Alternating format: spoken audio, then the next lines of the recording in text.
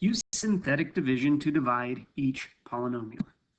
Don't write this down, but if we were just dividing by r, you would be able to do it a lot easier. Cancel one of the r's, you're going to get r squared. And cancel one of the r's, and you're going to get minus 8r, and so on. You're just canceling. Our problem is a lot more complicated. Now, we could do long division, but I'm going to show you synthetic division because students usually have an easier time with it. You'll want to know the coefficients. The first coefficient is 1, and then there's a -8, and a positive 19, and a negative 17. So like this, 1, -8, 19, and negative 17. Go ahead and write those down. You're also going to want to know the 0, or what value makes 0. And we've done this a lot of times before. You know that 4 would make 0. And so I'm going to write that 4 over here, and I'm going to draw a box. Okay, now in your box, I want you to make sure you leave a lot of space right there. Okay, leave enough space to write another row of numbers because you're going to need to. So that's our setup. To follow this process, you need 2 rules. You're going to add down, and you're going to multiply diagonal. That's it. And we're going to repeat. Keep doing those rules. Add down, multiply diagonal. Add down, multiply diagonal. So start with the number 1. That first number right there, that first coefficient, and add straight down. Well, there's nothing underneath it. So if you add straight down, 1 plus nothing is 1. Okay? Add down. Now, when I say multiply diagonal, we're always going to multiply the number that we just got times the 4. Okay, so that's my diagonal. So I multiply diagonal, 4 times 1, and I get 4. I'm going to write that in this second row underneath the next term. And I start my steps over. If I add straight down, I'm going to get -8 plus 4 is -4. And if I multiply diagonal, I'm always multiplying times that 4 on the left. 4 times -4 is -16. And start over. Add straight down. 19 plus -16 is 3. And multiply diagonal. 4 times 3 is 12. And I add straight down, and I get -5. And then I'm finished. When I'm out of room, I'm finished. Okay? And so this is finished, but this isn't the answer. You want to go back into a polynomial. Okay? So remember what happened when I divided by r? I got r squared. That's what's happening here. You're going to have 1r squared. And then the next one, I divided by r, and it canceled one of the r's, and it knocked it down to a regular r.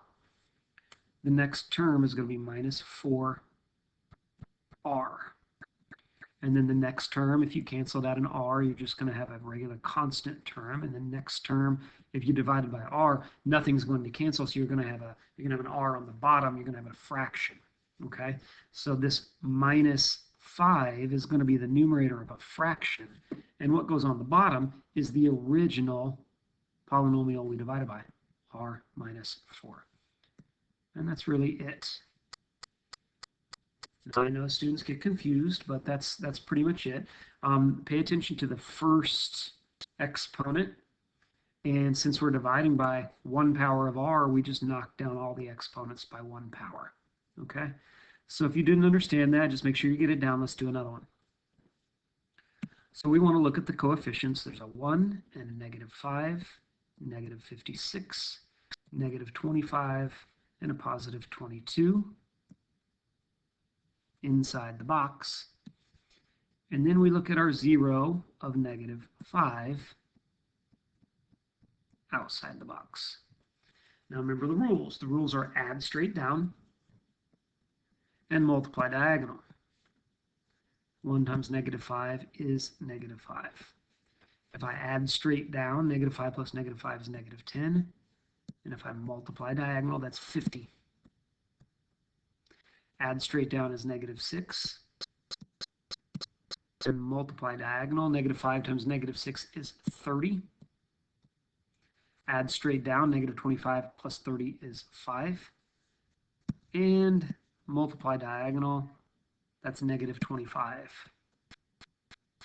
Add straight down, that's negative 3, and you're finished. When you're out of room, you're finished. So what we've done is, since we started with x to the fourth, and we divided by a power of x, really x plus 5, but we divided by a power of x, we're knocking off one power of x from each of those terms. So the first coefficient with that 1 right there, it's going to be 1x to the third. And then the next one is going to be minus 10x to the second, minus 6x. We're just counting down at this point, plus 5. And then the last one is always going to be a fraction. Minus 3 over what we divided by was x plus 5. Once you get good at this, it goes really quick.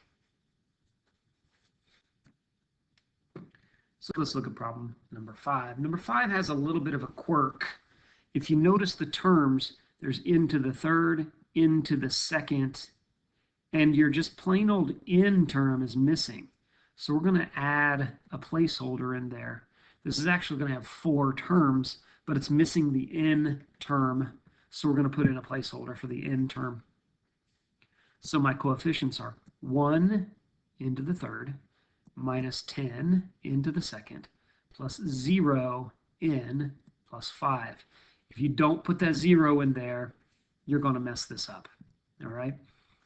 So we're dividing by n minus 10, so that 0 value is 10.